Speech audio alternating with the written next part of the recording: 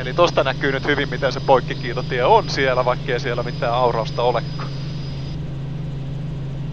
No Hyvinkään liikenne, helikopteri Oscar Bravo Hotel autorotaatio lasku kiitotielle. Selvä, ja omaan tahtiin sieltä minä sitten. 1, 2, 3. Muista se nosto, ettei rupee kierrokset yli menemään. Noin. Muutama sentin noususauvaa ylös heti, niin nyt se ei pääse ylikierroksille. Sitten jos meinaa mennä yli, niin pientä mutkaa, TMS-säätelyitä ja lennetään. Nyt tää on todella vakaa. Tää on vähiten tila, jossa tää haluaa edes keikkoa tämä vehje, kun me tullaan ilmaa vasten alas.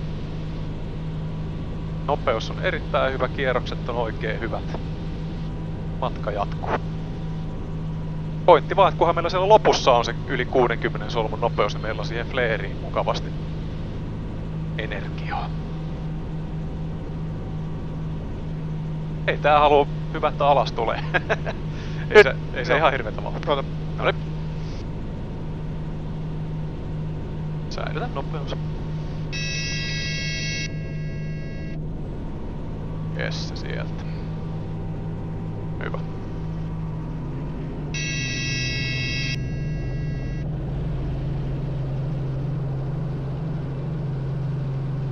Tehdäänpä yksillä, että mä näytän yhden mallisuorituksen oikein niin kuin sinne sulle taas, että voi olla vähän erilainenkin. Mulla on ohjaimet, on taas tosta saman tien.